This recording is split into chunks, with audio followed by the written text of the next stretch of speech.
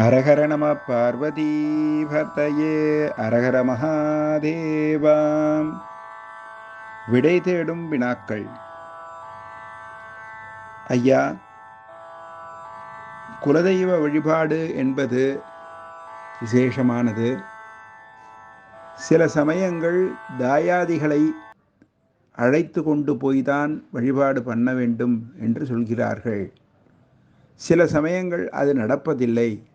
எல்லோரோடு சேர்ந்து போய் தான் கும்பிட வேண்டுமா, அல்லது தனி குடும்பமாக போய் தரிசனம் செய்யலாமா?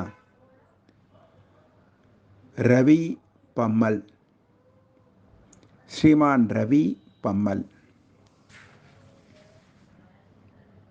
குலதெய்வம் விசேஷமானது. இந்த குலதெய்வ வழிபாட்டில் ஒவ்வொரு குடும்பத்தில் ஒரு விதமான வழக்கங்கள்லாம் வச்சுட்டுருப்பா. அந்த காலத்திலெல்லாம் குடும்பங்கள் ஒன்றாக இருந்தது. தாயாதிகள் எல்லாமே ஒன்றா ஒரே இடத்துலையே வாசம் பண்ணதுனால இந்த தெய்வ வழிபாடு, குலதெய்வ வழிபாடுன்னு சொல்லி வரும்பொழுது எல்லாரும் ஒன்றா போய் வழிபாடு பண்ணிட்டு வந்ததுன்றது சம்பிரதாயத்தில் இருந்தது.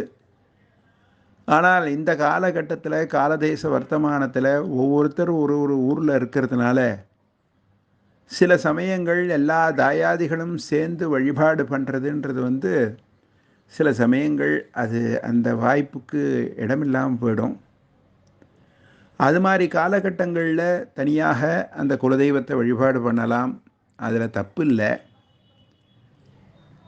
சில குடும்பங்களில் இந்த பெரியாண்டவர் பூஜை இன்னும் கொண்டாடுவா. சில இதில் பெரம்பூர் பக்கத்துலலாம் இந்த குங்குமக்காடின்னு ஒரு தாயார் இருக்கா, அந்த தாயாரை வழிபாடு பண்ணுவாள்.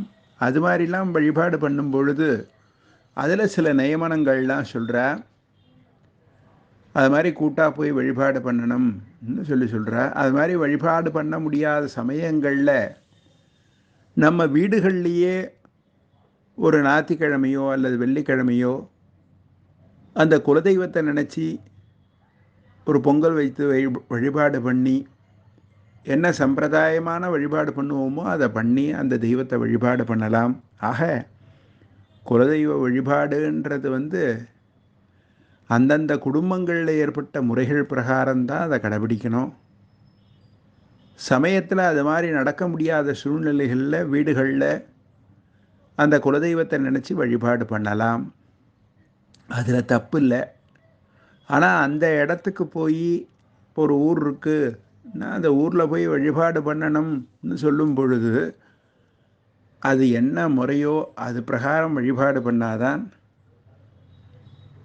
அந்த ஆசீர்வாதம் பரிபூர்ணமாக கிடைக்கும் நமக்கு. தென்னாடுடைய சிவனே போற்றி, எந்நாட்டவர்க்கும் இறைவா போற்றி.